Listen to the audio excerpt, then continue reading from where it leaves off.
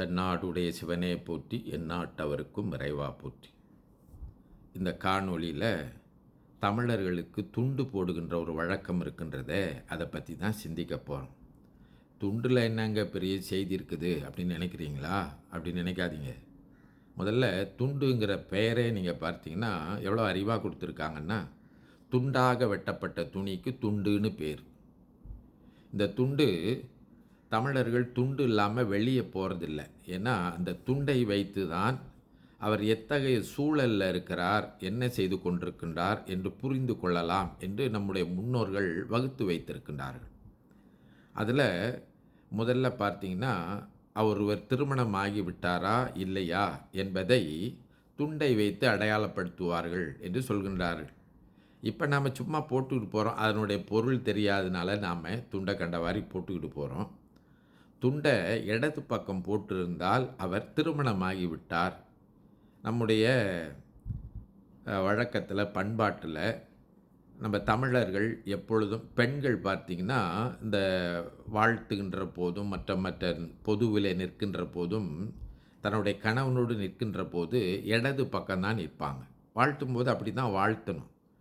பலருக்கு கணவன் மனைவியாக இருந்து வாழ்த்துகின்ற போது, பெற்றோராக இருந்து வாழ்த்துகின்ற போது இந்த முறை தெரியாது. நம்ம பழக்கத்தில் வச்சுக்கொள்ளணும்.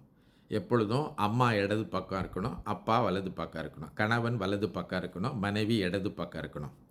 அப்போ தான் அறிவும் ஆற்றலுமாக இருந்து நாம் செயல்படுகின்றோம் அப்படின்னு. அதுக்காகத்தான் நம்ம பெருமானும் பார்த்திங்கன்னா, சிவபெருமான் தன்னுடைய இடது பக்கத்தில் உமையம்மை வைத்திருக்க, உண்ணாமுலை உமையாளுடும் உடனாகிய ஒருவன் பெருமான் எப்பொழுதும் தன்னுடைய இடப்பக்கத்தில் தன்னுடைய திருவருளான ஆற்றலை வைத்திருக்கின்றான் என்று சைவம் குறிப்பிடும். அந்த அடிப்படையிலே நாம் எப்போதும் இடது பக்கத்தில் நம்முடைய ஆற்றலாகிய, நம் துணையாகிய நம்முடைய மனைவியை வைத்து நம்ம வாழ்த்த வேண்டும், பொதுவில் நிற்க வேண்டும் என்று சொல்லுவார்கள். இப்போ படம் பிடிக்கும்போது கூட அப்படி தான் பிடிக்கணும். இடது பக்கமாக இருந்து மனைவி இடது பக்கமும் கணவன் வலது பக்கமாக இருந்து தான் படம் பிடிக்கணும் அப்படின்னு சொல்லுவாங்க. அவள் வாழ்க்கை துணை நலம் என்று சொல்வதும் அப்படித்தான். அப்போ அந்த அடிப்படையில் இடது பக்கம் துண்டு போட்டிருந்தால் அவர் திருமணம் ஆகிவிட்டார் என்பதற்கு அடையாளமாக. இப்போ வலது பக்கம் துண்டு போட்டிருந்தால் அவர் இன்னும் திருமணம் ஆகாதவர், இன்னும் திருமணம் ஆகாமல் இருக்கின்றார் என்பதற்கு அடையாளம் என்று சொல்லி வைத்திருக்கின்றார்கள். சில வேளையில் பார்த்திங்கன்னா அப்படி குறுக்க போட்டிருப்பாங்க. இந்த திருமணத்தை ஆகிறதுக்கு முன்பாக மாப்பிள்ளை பார்த்திங்கன்னா தாலி கட்டுறதுக்கு முன்னால் இப்படி குறுக்க போட்டு வருவார். திருமணம் ஆன பிறகு நீங்கள் பார்த்திங்கன்னா இடது பக்கம் எடுத்து போட்டுக்குவாங்க. அப்படின்னா அவர் திருமணம் ஆகுகின்ற அந்த செயற்பாட்டிலே இருந்து கொண்டிருக்கின்றார் அப்படிங்கிறதுக்காக குறுக்க போட்டிருப்பாங்க. அப்படின்னா திருமணம் ஆகாமலும் இல்லை, ஆகிட்டவரும் இல்லை, ஆக போகின்ற நிலையில் இருக்கின்றார், நிகழ்காலத்தில் இருந்துக்கிட்டு இருக்கின்றார் என்பதை குறிப்பதாக இப்படி குறுக்க போடுவாங்க. இப்படி இந்த துண்டு போடுவதில் திருமணத்துக்கு ஆகிவிட்டவர், ஆகாதவர், இப்போ ஆகி கொண்டிருக்கின்றவர் என்பதை குறித்து ஒன்று வச்சாங்க. அதற்கு மேலே இப்போ துண்டை தலையில் கட்டினாங்கன்னு வச்சுக்கொள்ளுங்களேன். இந்த வழக்கமாக இந்த வேலை செய்கின்றவர் பார்த்திங்கன்னா துண்டை எடுத்து தலையில் கட்டுவாங்க.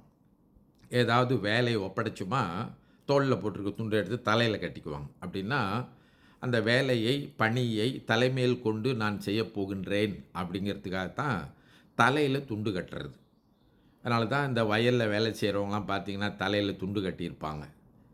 அப்படி வேலையாக இருக்கின்றார் என்பதை குறிப்பதற்காகத்தான், அல்லது பொறுப்பில் இருக்கின்றார் என்பதை உணர்த்துவதற்காகத்தான்.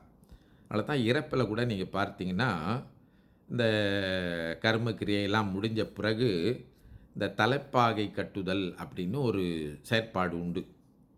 அது சில குல வழக்கத்தில் இருக்குது. அப்படின்னா என்னென்னா, இந்த உறவினர்கள்லாம் சேர்ந்து அந்த வீட்டில் தலைமை பொறுப்பை ஏற்கின்ற ஒருவருக்கு தலைப்பாகை கட்டுவார்கள். வழக்கமாக அந்த வீட்டில் இருக்கிற அந்த மூத்த பையன் அவங்களுக்கு தலைப்பாகை கட்டுகின்ற வழக்கம் உண்டு. அப்படின்னா அவருக்கு இனி அந்த குடும்பத்தை காக்கின்ற பணியை தலைமையில் சுமக்கின்றார் என்பது கருத்து.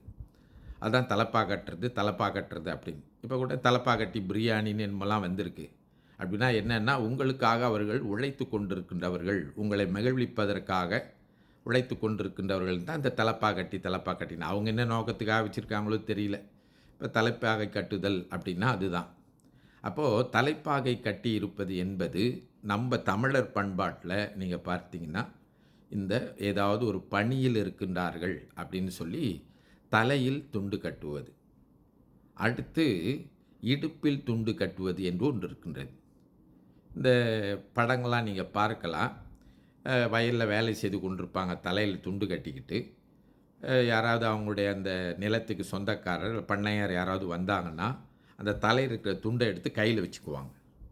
கையில வச்சு அல்லது இடுப்புல கட்டிக்குவாங்க. அப்படின்னா என்னன்னா, உங்களுக்கு அடிமையாக இருந்து, உங்கள் கீழ் பணிந்து, பணிவோடு நீங்கள் இட்ட வேலையை நான் செய்து கொண்டிருக்கின்றேன். தலைவரே, எஜமானனே அப்படின்னு சொல்கிறாங்க இல்லைங்களா? அது போன்று அது துண்டை பார்த்தீங்கன்னா தலையில கட்டியிருந்தா உடனே கையில் எடுத்து வச்சுக்குவாங்க. இது அவருக்கு கீழ் பணிந்து வேலை செய்வது என்று சொல்லி வைத்திருக்கின்றார்கள். அது பிற்காலத்தில் அது பார்த்திங்கன்னா அடிமை என்ற கூட சூழ்நிலையில் பார்க்கின்றார்கள். அப்படி இல்லை, அது மரியாதைக்காகத்தான், பணிவாக இருக்கின்றோம், அவர் இட்ட பணியை பணிவோடு செய்து கொண்டிருக்கின்றோம் என்பது காட்டுவதற்காக. இன்னும் பெரியவங்ககிட்ட பேசினா கூட தலையில் இருக்கிற துண்டை பெரியவங்க அந்த காலத்தில் இருக்கும் சான்றோர் பெருமக்கள், அறிஞர்கள் அவர்கள் முன்னாடி பார்த்திங்கன்னா துண்டை தோளில் போட்டிருக்க மாட்டாங்க, எடுத்து கையில் வச்சுக்குவாங்க. இல்லாட்டினா அப்படி பணிஞ்சு இருப்பாங்க. நீங்கள் பார்க்கலாம், இப்படி கை பணிந்து துண்டை கையில் வச்சுக்குவாங்க. அப்படின்னா பெரியவங்க முன்னாடி நம்ம பணிவோடு இருப்பதற்கு ஒரு அடையாளமாகவும் அந்த துண்டை கையில் வைத்து கொள்கின்ற ஒரு வழக்கம் இருக்கின்றது. அதற்கு மேலே கோயிலில் பார்த்தீங்கன்னா இந்த துண்டை இடுப்பில் கட்டி கொள்வார். இடுப்பில் கட்டி கொள்வதாகப்பட்டது என்ன என்று சொன்னால், நாம் இறைவன் முன்னால் அடிமை என்று பொருள். இப்போ கோயில் அதனால்தான் தோல் மேலே துண்டு போட்டிருக்க மாட்டாங்க தமிழர் பண்பாட்டில். கோயிலுக்கு போன உடனே துண்டை எடுத்து இடுப்பில் கட்டி கொள்வாங்க. நம்ம நாயன்மார்களுடைய படங்கள்லாம் நீங்கள் பார்த்தீங்கன்னா பெரும்பாலும் நாவுக்கரசர் இன்னும் மற்றவர்கள் எல்லாம் துண்டை இடுப்பில் கட்டி தமிழர் பண்பாட்டில். இப்போ ஞானசம்பந்தர், சுந்தரர், மணிவாசகர் அவங்களாம் நீங்கள் பார்த்தீங்கன்னா அவர்கள் இந்த வைதிக நெறியில் இருக்கின்றதுனால அவங்க பார்த்தீங்கன்னா அவங்க இந்த துண்டை தோல் மேலே போட்டிருக்கிறத பார்க்கலாம். சுந்தரர் தோல் மேலே போட்டிருப்பார். ஏன்னா அவர் ஆதிசைவர் குலத்தை சார்ந்தவர், வைதிக நெறியில் வந்தவர். ஞானசம்பந்தரும் அப்படி தான், வைதிக நெறியில் வந்தவர்.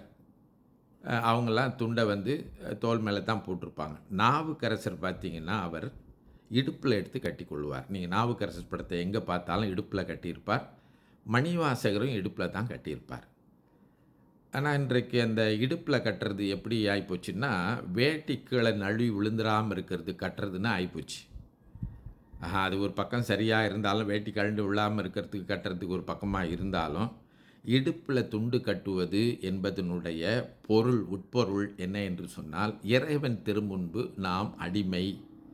அந்த இறைவனுக்கு பணிவு உடையவர்கள், அந்த பெருமானுக்கு எப்பொழுதும் அடிமை. நான் ஒருபோதும் இறைவனாக மாட்டேன், நீதான் எப்பொழுதும் தலைவன், நான் உன்னுடைய அடிமை, நீ ஆண்டான், நான் அடிமை என்கின்ற கருத்தை உணர்த்துவதற்காகத்தான் தோல் மேலே போட்டுட்டு போகிற. கோயிலுக்கு போகும்போது தோல் மேலே துண்டு போட்டு போவாங்க. கோயில் வாசலுக்கு போனோன்னா இந்த வாயிலில் நுழையும் போது துண்டை எடுத்து இடுப்பில் கட்டி கொள்வார்கள். இப்படி இந்த துண்டில் இவ்வளவு செய்தி இருக்கின்றது. ஆனால் இன்றைக்கு நம்ம காலகட்டத்தில் துண்டையும் காணோம், வேட்டியும் காணோம். சில வேளையில் நம்ம என்னத்தான் சொல்கிறது இல்லைங்களா? இதை நாம் இந்த வேட்டி கட்டுதல், சேலை அணிதல், துண்டு போடுதல், இதெல்லாம் குறிப்பிட்ட காலங்கள்லையாவது செய்யணும், குறிப்பிட்ட நாட்கள்லையாவது செய்யணும். இப்போ கோயிலுக்கு போனால் கண்டிப்பாக வேட்டி கட்டிக்கிட்டு போகணும், சட்டை போட்டுட்டு போகணும், துண்டு கட்டிட்டு போகணும், துண்டு போட்டுட்டு போகணும். பெண்கள் சேலை அணிந்து போக வேண்டும், பாவாடை தாவணி அணிந்து போக வேண்டும். இப்படி நம்முடைய பண்பாட்டு உடைகளை நம்ம மறந்துட்டோம்னா, இப்போ திருமணங்கள்லாம் பார்த்திங்கன்னா தாலி கட்டுற நேரம் மட்டும்தான் இந்த வேட்டி போட்டுக்கிட்டு இருக்காங்க. வேட்டி, துண்டு, சட்டை, அடுத்து சேலையெல்லாம் கட்டிக்கிட்டு இருக்காங்க. அடுத்து விருந்துன்னு வந்தவுடனே உடனே அவங்க மாற்றிக்கொண்டு இப்போ வடநாட்டு முறையில் உடைகள்லாம் அணிகிறாங்க. சரி, அதெல்லாம் பரவாயில்ல. குறைஞ்ச அளவு இந்த வேட்டியை நாம் மறந்துடாமல் திருமணத்திலையாவது நம்ம தற்காத்து பிடிக்கணும். ஏன்னா இறப்பில் இன்றைக்கு வேட்டி கட்டுறதெல்லாம் ரொம்ப குறைவாக இருக்குது.